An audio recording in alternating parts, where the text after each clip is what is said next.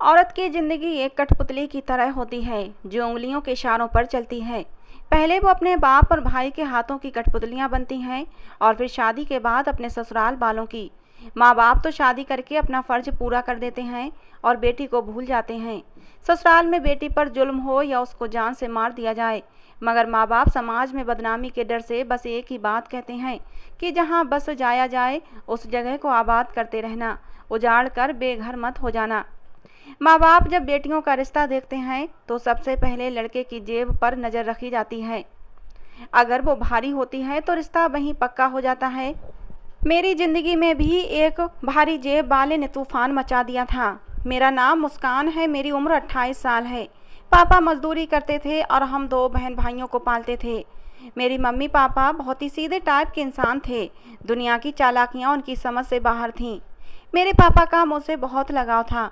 पापा मेरी हर बात पूरी करने की कोशिश करते थे।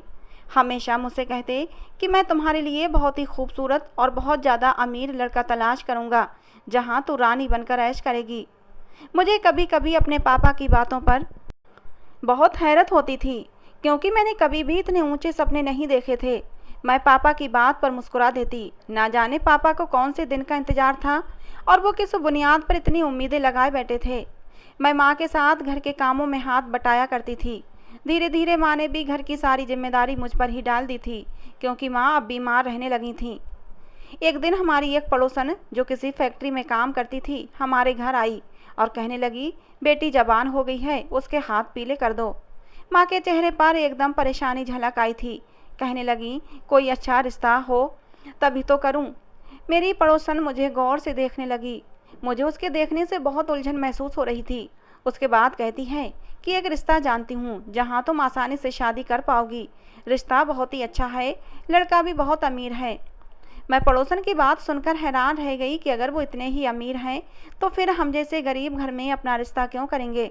मगर मेरी माँ की आंखें चमक उठी थीं, जैसे किसी बादशाह की बेटी की शादी होने जा रही हो और बादशाह चाहता है कि मेरी बेटी की शादी एक बहुत ही बड़े राजकुमार से हो।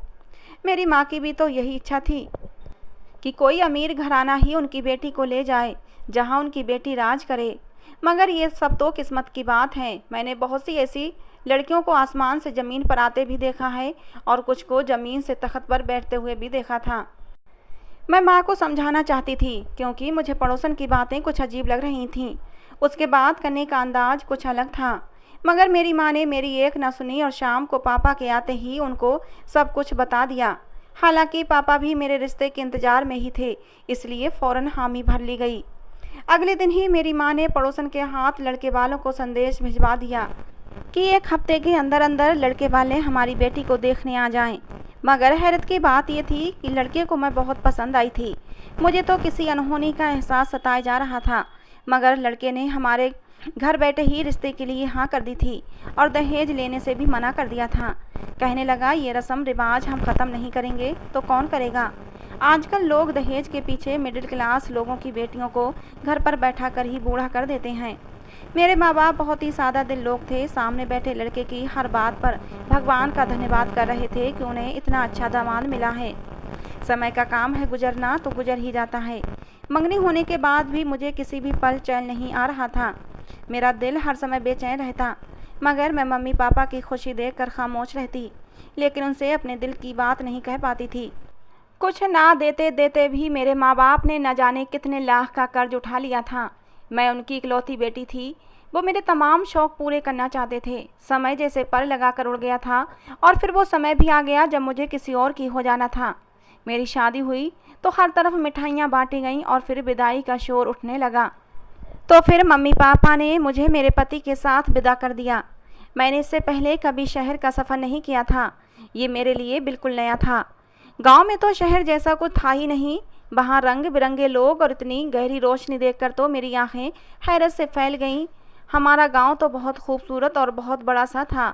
इस बात को झुठलाया नहीं जा सकता था कि शहर गांव से ज़्यादा खूबसूरत होते हैं। मगर जो सुकून गांव की गलियों में होता है वो शहर की बड़ी बड़ी सड़कों पर नहीं होता। मैं अपने पति के घर आ गई। वो कोई घर नहीं बल्कि महल था, जैसे कहानियों में परियों को मिलता है। मगर कहानियों में तो परियों को एक जल्लाद उठाकर ले जाता है। पता नहीं मेरी कहानी का जल्लाद कौन था।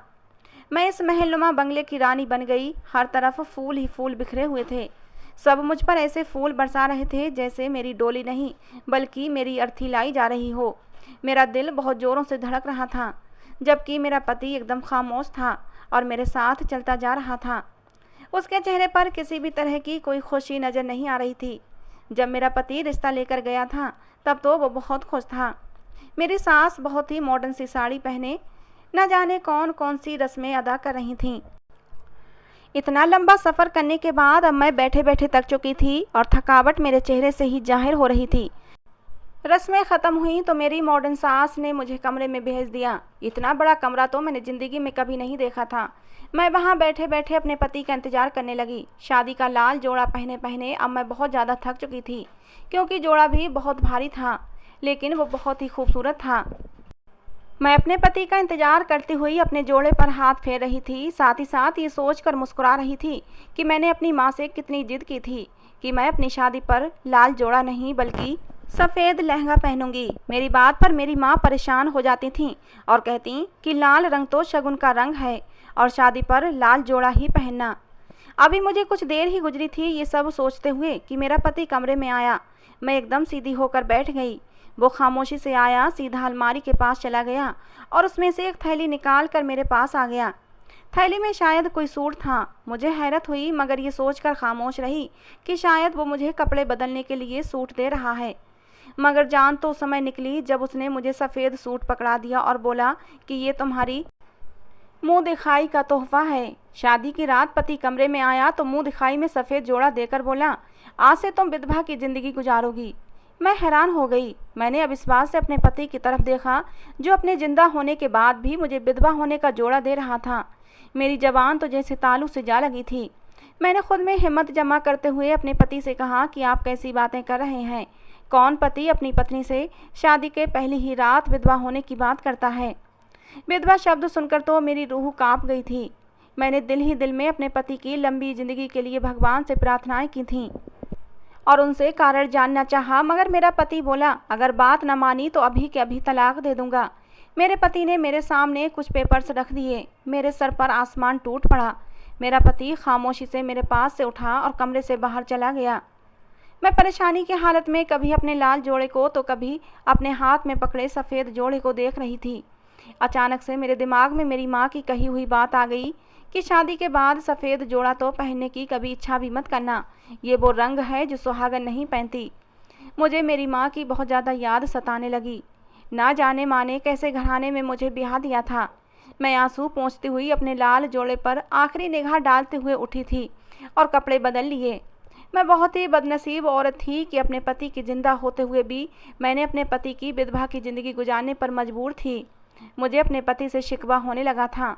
ना जाने वो मुझसे क्या करवा रहा था, मगर तलाक के डर से मैंने वही किया जो मेरा पति चाहता था। तलाक ले भी लेती तो गांव वाले मेरे मम्मी पापा का जीना हराम कर देते।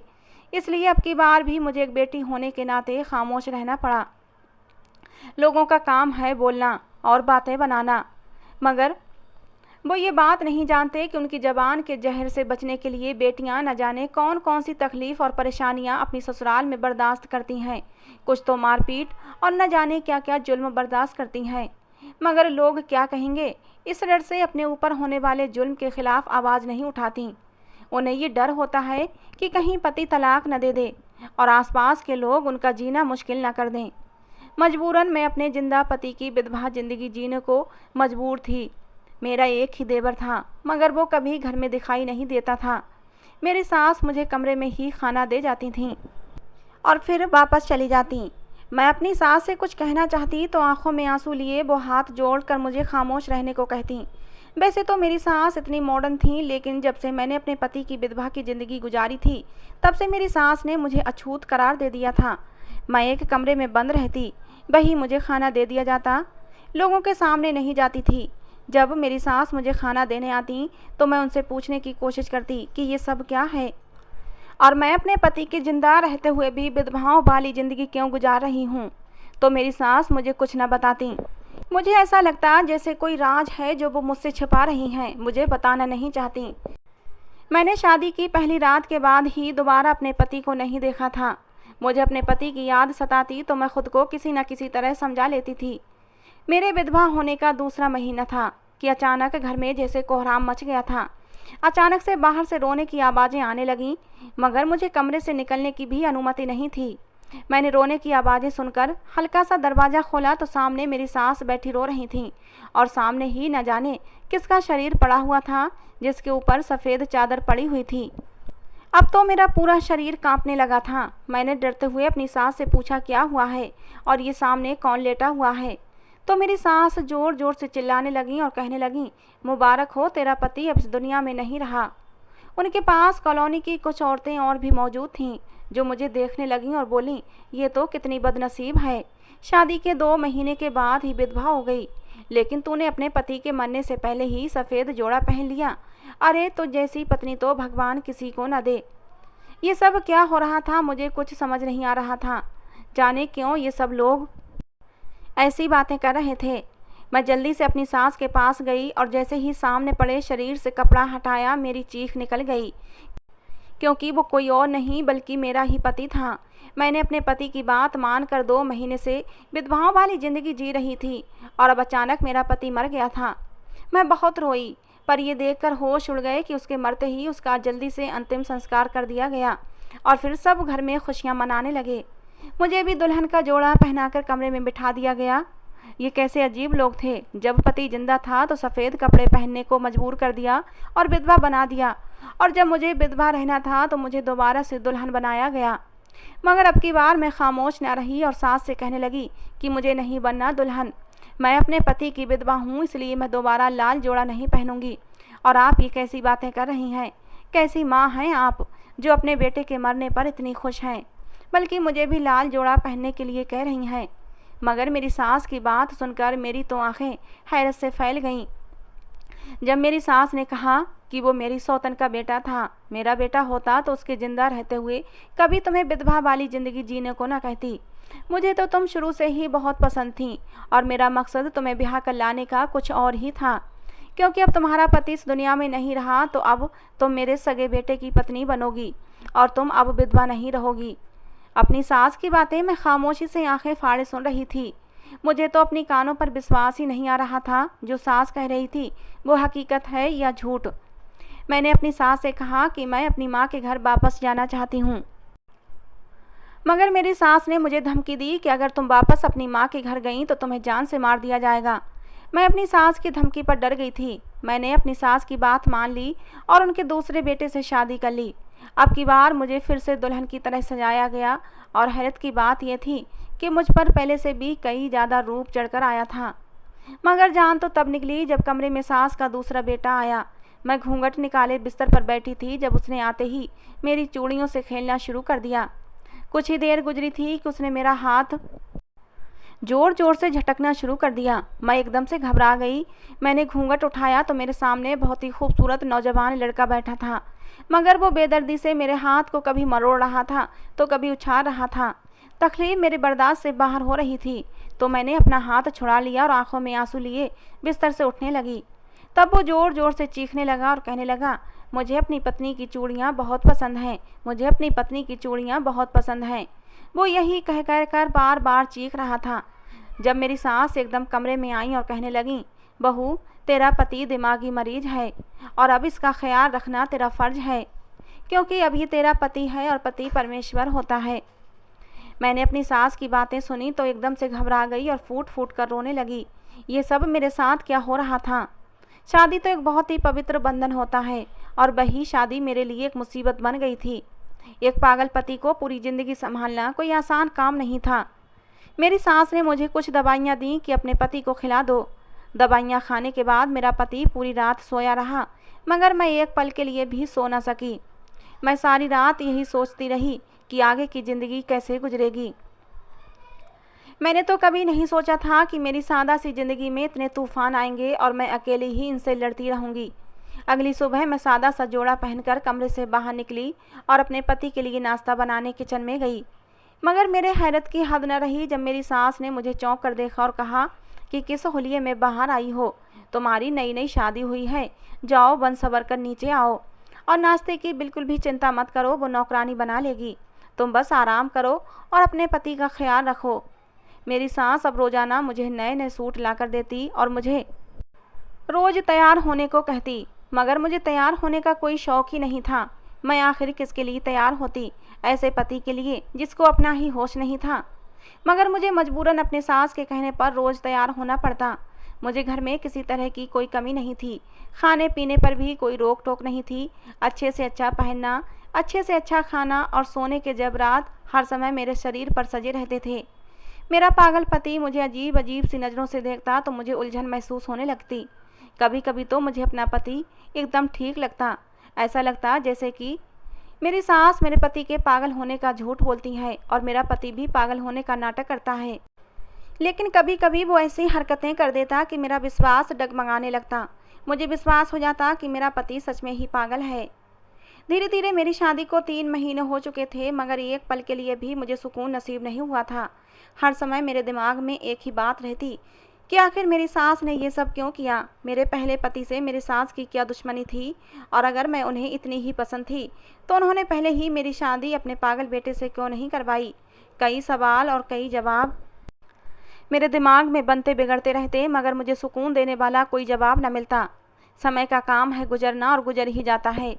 एक दिन मैं अपने पति को दोपहर का खाना खिला रही थी जब घर में एक अजनबी औरत की ऊंची ऊंची आवाज़ें आने लगीं। मैं अपने पति को नज़रअंदाज करती जल्दी से कमरे से बाहर निकली तो सामने एक औरत, जो कि बहुत ही खूबसूरत थी, रोते हुए न जाने मेरी सास को क्या कह रही थी, और मेरी सास खामोशी से सब कुछ सुन रही थी। मैं भी अपनी सास के पास गई तो वो औरत आई और मुझे गले लगाकर फूट फूट कर रोने लगी और कहने लगी, तुम ही मेरे बेटे को इंसाफ दिलवा सकती हो। मैं अपने सामने खड़ी औरत को हैरानगी से देखने लगी। मतलब क्या यही औरत मेरे पति की सगी माँ थी और मेरी सास की सौतन? वो मेरे आगे हाथ जोड़ने लगी और कहने लगी, तुम इस चंडाल औरत की बातों में मत आना, ये तो हर इंसान को निगल जाती है। इसने पहले मेरा पति निगल लिया, अब मेरा बेटा, और अब उसकी जायदाद निगल जाना चाहती है। न जाने इसको मेरे बेटे और मेरी खुशियों से इतनी जलन क्यों है, जबकि मैंने तो कभी इसकी खुशियों में टांग नहीं अड़ाई थी। इसने मेरी खुशियों पर टांग मारकर पहले मेरे पति को अपने वश में किया और फिर तब भी मैं खामोश रही थी। लेकिन अब बात मेरे बेटे की ज़िंदगी पर आ गई। इस डायन ने पहले मेरा बेटा मुझसे छीना और अब उसकी ज़िंदगी ही छीन ली। अब तो मैं अपने बेटे की मौत का बदला ज़रूर लूँगी, वो बेकसूर था। ये सब कहती हुई मेरे पुराने पति की सास घर से चली गई तो मैं हैरानगी से अपनी सास की तरफ देखने लगी और उनसे हकीकत पूछने लगी। मैंने कहा, मुझे नहीं पता कि तुम लोगों की क्या सच्चाई है, मगर इतना ज़रूर जानती हूँ कि आप जो कुछ भी कर रही हैं वो बहुत ही गलत है। मैंने अपनी सास से कहा कि इतना तो मैं जानती हूँ कि आप जो कुछ भी कर रही हैं मुझे विश्वास है अपने अंदर की जलन मिटाने के लिए कर रही हैं। मैंने तो आज तक अपनी सास के सामने ज़बान नहीं खोली थी। मेरी सास मुझे इतना बोलते देखकर हैरान रह गईं। कहने लगीं, तुम्हारे भी पर निकल आए हैं, तुम्हें भी ज़बान लग गई। मैंने अपनी सास से कहा कि जो भी हो, मगर मैं हकीकत से मुंह नहीं मोड़ूंगी, और अगर दोषी आप हुई तो अब की बार मैं चुप नहीं रहूंगी। मेरे दिमाग में अपने पुराने पति की माँ की बातें घूम रही थीं। जब मेरी सास खामोश रहीं तो मैंने भी आखिरी तरीका आजमाया, हवा में तीर छोड़ दिया सब कुछ उगलवाने के लिए। अपनी सास से कहा कि अगर आप मुझे सच्चाई नहीं बताएंगी तो अपनी जायदाद में से मैं कुछ भी आपके नाम नहीं करूंगी। मेरी बात सुनकर मेरी सास एकदम से चौंक गईं और हैरान नज़रों से मुझे देखने लगीं, जैसे उनकी कोई चोरी पकड़ी गई हो। मेरी सास ने अभी भी ज़बान नहीं खोली तो मैंने अपनी सास को एक और धमकी दी और कहा कि आप अपने दिमागी मरीज बेटे के साथ रहें, मैं अपने मायके जा रही हूँ और तलाक के कागजात आपके पास पहुँच जाएंगे। इस बार की धमकी कामयाब हो गई थी और मेरी सास एकदम से डर गईं। कहने लगी, नहीं, तुम कहीं नहीं जाओगी। ये मेरी इतनी सालों की मेहनत है, मैंने बहुत दिमाग लगाया है इस दिन के लिए। अब तुम कहीं नहीं जाओगी, तुम हमेशा मेरे बेटे के साथ रहोगी और ये जायदाद भी मेरे बेटे की रहेगी। बहुत गुरूर था ना मेरी सौतन को कि उसने एक सेहतमंद बेटे को जन्म दिया है, और मेरा पति भी अपनी मनपसंद पत्नी और सेहतमंद बेटे की तरफ ही था। सारी जायदाद अपने दूसरे बेटे के नाम कर दी। क्या हुआ अगर मेरा बेटा दिमागी मरीज था, वो पागल था, उसमें मेरा या उसका क्या दोष था जो मेरे पति ने इतनी नाइंसाफ़ी की और अपनी सारी जायदाद अपने एक ही बेटे के नाम कर दी, ताकि मेरा बेटा पूरी ज़िंदगी दूसरों के टुकड़ों पर पलता रहे और जब जिसका दिल चाहे मेरे बेटे को धिक्कार दे। मैं ये कभी भी बर्दाश्त नहीं कर सकती थी। इसीलिए मैंने सबसे पहले अपने पति को अपने काबू में किया और ऐसे गलत इल्ज़ाम अपनी सौतन पर लगाए, ऐसी ऐसी कहानी बनाई कि मेरा पति अपनी ही मोहब्बत से नफ़रत करने लगा और फिर अपना सारा ध्यान मेरी तरफ लगाने लगा। मेरे माँ बाप बहुत गरीब थे, लेकिन मेरी शादी एक अच्छे घराने में करना चाहते थे। मेरा पति मेरे पापा के दोस्त का बेटा था। मेरे पापा बहुत बीमार रहते थे और उन्होंने मरने से पहले अपने दोस्त से उनके बेटे का हाथ मेरे लिए मांग लिया, जबकि वो जानते थे कि उनके दोस्त का बेटा शादीशुदा है। मैं शादी के खिलाफ थी, क्योंकि मैं शादीशुदा इंसान से शादी नहीं करना चाहती थी, मगर अपने मरते हुए बाप के सामने मजबूर हो गई। पहले तो मैं कुछ नहीं बोली, लेकिन शादी के बाद मेरी ससुराल में मेरे साथ नाइंसाफ़ी होने लगी तो ये मुझसे देखा नहीं गया। मेरे दिल में अपने पति और अपनी सौतन के लिए नफ़रत पैदा होने लगी, मगर मैं मजबूर थी, क्योंकि मैं अपने पति और अपनी सौतन के ख़िलाफ़ बात नहीं कर सकती थी। और फिर भगवान ने मुझे औलाद दी तो मुझे लगा कि शायद अब मेरे कदम अपनी ससुराल में मजबूत हो जाएंगे, मगर भगवान ने भी मुझे अब नॉर्मल बेटा दिया जो ना होने के बराबर था। उसकी मौजूदगी इस घर में कोई मायने नहीं रखती थी। मेरे पति ने तो कभी मेरे बेटे की तरफ आंख उठाकर भी नहीं देखा था और मेरी सौतन हमेशा यही कहती कि भगवान का नाम लो, भगवान ने तुम्हें मुश्किल समय दिया है तो इस मुश्किल समय से निकालेगा भी। मेरी सौतन मेरे साथ बहुत हमदर्द थी, लेकिन मुझे लगता था कि ये हमदर्दी वो मुझ पर दया कर रही है और मुझे उसकी दया नहीं चाहिए थी। मैं जानती थी कि वो मुझ पर तंज कर रही है। मैंने सोच लिया था कि चाहे कुछ भी हो जाए, मगर अब अपने हक के लिए मैं आवाज़ ज़रूर उठाऊंगी और जिस हद तक जा सकती हूँ ज़रूर जाऊंगी। मुझे अपनी ससुराल में पैसे की कोई कमी नहीं थी। मैंने पैसे से ख़रीद कर कुछ गुंडे अपनी सौतन के पीछे लगा दिए और ऐसी ऐसी तस्वीरें बनाई जिसमें मेरी सौतन गुनहगार लग रही थी। वो तस्वीर मैंने अपने पति को डाक के जरिए भिजवा दी ताकि मेरे पति को मुझ पर शक ना हो। अगर वो तस्वीर मैं खुद अपने पति को देती तो यकीनन वो मुझ पर शक करते। मेरे पति ने जब वो तस्वीरें देखीं तो उन्हें यकीन हो गया। मेरी सौतन रोते हुए अपनी सफाइयाँ पेश कर रही थी, मगर मेरे पति को उस पर बिल्कुल भी विश्वास नहीं आया। मैंने तस्वीरें ही कुछ ऐसी बनवाई थीं कि कोई भी इंसान होता तो आराम से उन तस्वीरों पर भरोसा कर लेता। अपनी सौतन को घर से निकलवाने के बाद अब अपने पति पर मेरा कब्जा था। मेरे पति ने मेरी सौतन को तो घर से निकाल दिया था, मगर अपने बेटे को अपने पास ही रखा। और फिर एक दिन मेरा पति घर आया तो उसके हाथ में कुछ कागजात थे। आकर मुझसे कहने लगा कि इन पेपर्स को संभाल कर रखो, ये मेरी सारी जायदाद के पेपर हैं। अपने पति की बात सुनकर मेरी आंखें एकदम से चमक उठी थीं। मुझे विश्वास नहीं आ रहा था कि मेरा पति मुझ पर भरोसा कर रहा है और अपनी सारी जायदाद के पेपर मुझे दे रहा है। मगर मेरी खुशी उस समय दुख में बदल गई जब मेरे पति ने कहा कि मैंने अपनी सारी जायदाद अपने बड़े बेटे के नाम कर दी है और मेरे बेटे के ना रहने पर ये सारी जायदाद ट्रस्ट को चली जाएगी। मैंने कुछ हिस्सा तुम्हारे भी नाम कर दिया है। मैंने अविश्वास से अपने पति की तरफ देखा। मुझे अपने कानों पर विश्वास नहीं हो रहा था कि मेरा पति जो कह रहा है वो सच है या झूठ। छोटा बेटा नजर न आया। आज भी मेरी सौतन बाजी जीत गई थी। वो यहाँ ना होकर भी यहीं थी। मेरा खून खौल उठा था। पहले खुद के साथ नाइंसाफ़ी बर्दाश्त करती रही और अब अपने बेटे को भी उसका हक नहीं दिलवा पा रही थी। समय गुजरता गया और मेरी सौतन का बेटा जवान होने लगा। एक दिन मेरे पति मेरे पास बैठे मुझसे कहने लगे कि अब समय आ गया है जब मैं अपने बड़े बेटे को बता दूं कि सब जायदाद उसके नाम है। मैंने अपने पति की बात सुनी और दिल ही दिल में आने वाले समय का सोचने लगी। अगले दिन मेरा पति घर से गया, मगर रास्ते में ही मैंने उसका एक्सीडेंट करवा दिया। स्थानीय लोग उसे अस्पताल ले जाते, इससे पहले ही उसने दम तोड़ दिया। अब सब कुछ मेरे हाथ में था। मैंने कई साल अपनी सौतन के बेटे को माँ जैसा प्यार दिया और उसको यही बताया कि मैं ही उसकी सगी माँ हूँ, और अपने सौतेले बेटे को उसकी सगी माँ के खिलाफ कर दिया। अब मेरा सौतेला बेटा मेरी ही सारी बातें माना करता था। मेरी कही हुई बात उसके लिए पत्थर की लकीर होती थी। मैंने उसे अपनी सारी बातें मनवा लिया करती थी।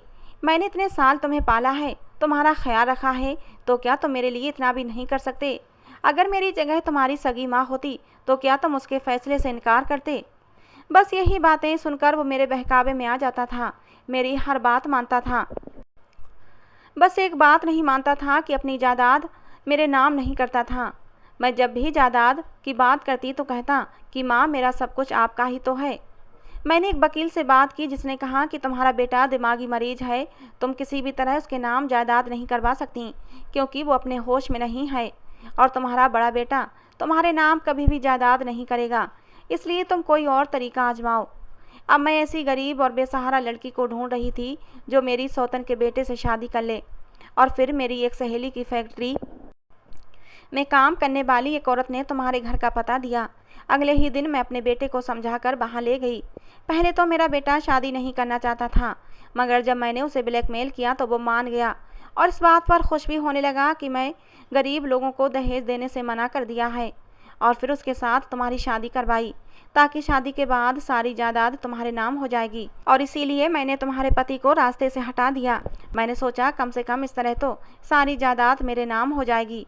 मगर वसीयत के अनुसार जब तक तुम्हारे विधवा होने के 6 महीने पूरे ना हो जाते तब तक जायदाद तुम्हारे नाम पर नहीं जाती। इसीलिए मैंने शादी की पहली ही रात तुम्हारे पति से कहा कि तुम अपनी पत्नी को विधवा होने के लिए मजबूर करो। इस तरह वो विधवा होने की ज़िंदगी जीना शुरू कर देगी और 6 महीने के होते ही सारी जायदाद उसके नाम पर चली जाएगी। मेरा प्लान था कि शादी के अगले दिन ही मैं अपने बड़े बेटे को इस दुनिया से दूर भेज दूंगी, लेकिन हर बार वो किसी तरह बच जाता था और फिर मुझे मौका मिल ही गया और तुम सच में विधवा हो गई। मैं नहीं चाहती थी कि अब तुम विधवा हो गई हो और अब तुम अपनी माँ के घर चली जाओ, क्योंकि 6 महीने के बाद सारी जायदाद तुम्हारे नाम पर आ जानी थी और इसीलिए मैंने तुम्हारी शादी अपने पागल बेटे से कर दी। लेकिन मेरी सौतन ने आकर सारा काम खराब कर दिया। अगर वो ना आती तो मेरे बेटे को उसका हक मिल जाता। मेरी सास, जिसको मैं बहुत ही अच्छा समझती थी, उसकी बातें सुनकर मैं दंग रह गई। मेरी आंखें फटी की फटी रह गईं कि कोई इतने चेहरे अपने एक चेहरे के पीछे कैसे छुपा सकता है। मेरी सास दिखने में जितनी खूबसूरत थी उतनी ही दिल की बदसूरत थी। पैसे की हवस ने और एक ऐसी औलाद जो किसी काम की न थी, उसने मेरी सास से न जाने कितने पाप करवा दिए थे। मैंने उसी समय फैसला कर लिया कि अब मैं 1 मिनट भी इस घर में नहीं रहूँगी। मैंने अपना बैग तैयार किया और अपने गांव चल पड़ी और अपनी सास को 1 महीने का समय दे गई कि अपने लिए कोई ठिकाना ढूंढ लो और अपने बेटे के लिए भी, क्योंकि बहुत जल्द ये घर और ये तमाम जायदाद पर जो हक रखता है उसको मिल जाएगी। और फिर इस घर से धक्के खाकर निकलने से अच्छा है कि खुद ही इस घर से चले जाना। मैं अपने गांव अपने घर आ गई और अपनी माँ को सारी बातें बता दी। मेरी माँ मुझे देखकर हैरान हुई थी और फिर मेरी सारी बातें सुनकर वो बिल्कुल खामोश हो गई थी। मेरे पापा को भी विश्वास नहीं आ रहा था। मैंने अपनी माँ से बात की और उनसे सलाह मशवरा करके आधी जायदाद अपने पुराने पति की माँ के नाम कर दी और आधी जायदाद अपने पागल पति के नाम कर दी। मैंने वसीयत बनाई कि जो भी मेरे पागल पति की देखभाल करेगा, उसकी मरते दम तक सेवा करेगा, तो उसकी जायदाद का वही हकदार होगा। मेरी माँ मेरे फैसले से बहुत खुश थी। मुझे इस पैसे की ज़रूरत नहीं थी, मुझे तो बस सुकून की ज़रूरत थी जो मुझे अपने माँ बाप के घर आकर मिल गया था। मैंने शहर के एक वकील से बात की और तलाक के पेपर तैयार करवाए और अपने पागल पति से तलाक ले ली। मेरे पुराने पति की माँ बहुत अच्छी थी, मुझसे बहुत प्यार करती थी, मगर मुझे उनसे कोई लालच नहीं था। मैं अपने माँ बाप के घर रहने लगी। मैंने यही सोचकर सब्र कर लिया कि शायद मेरी किस्मत में खुशियाँ थी ही नहीं, मेरी ज़िंदगी में बाहर आने से पहले ही ख़त्म हो गई थी। मगर शायद भगवान ने भी मेरी किस्मत में खुशियाँ लिखी थीं। मैं अभी इन खुशियों से अनजान थी। एक दिन मैं अपनी किस्मत पर उदास होती हुई अपने कमरे में लेटी हुई थी जब मेरी माँ मेरे कमरे में मुझे बुलाने आई कि तेरी सास तुझसे मिलने आई हैं। अपनी सास का सुनते ही मुझे गुस्सा आ गया। मैंने कहा, माँ, आपने उन्हें अंदर आने क्यों दिया? मेरी माँ ने बताया कि तेरे पहले पति की माँ आई हुई है। ये सुनते ही मैं बाहर आ गई, सम्मान के साथ उन्हें बिठाया और हालचाल पूछे। और फिर मेरी सास ने एक ऐसी बात कही जिसे सुनकर मुझे विश्वास नहीं हुआ। वो अपने भतीजे के लिए मेरा रिश्ता मांगने आई थीं। उनके भतीजे की पत्नी को मरे हुए 6 महीने गुजर चुके थे। वो एक बच्चे को जन्म देते समय गुजर गई थी। मैंने कुछ सोचकर इस रिश्ते के लिए हाँ कर दी, क्योंकि मेरी भी ज़िंदगी अकेली नहीं कटनी थी। ज़िंदगी के किसी न किसी मोड़ पर जीवन साथी की ज़रूरत महसूस होनी ही थी। और फिर मैं उस बिन माँ के बच्चे को सगी माँ का प्यार देना चाहती थी। मैं नहीं चाहती थी कि उसकी ज़िंदगी में एक ऐसी सौतेली माँ आए जो मेरे पहले पति की सौतेली माँ के जैसी हो और उस बच्चे की ज़िंदगी नरक बन जाए। उस मासूम की माँ को भगवान ने अपने पास बुला लिया था, लेकिन जब भगवान ने मुझे उसकी माँ बनने का मौका दिया था तो मैं ये मौका गंवाना नहीं चाहती थी। मैंने शादी के लिए हाँ कर दी और फिर बहुत ही सादगी से मेरी और निखिल की शादी हो गई। निखिल अपनी पत्नी के गम से टूट चुका था, ऊपर से छोटा सा बच्चा। मेरे प्यार और देखभाल ने उसे बहुत सहारा दिया।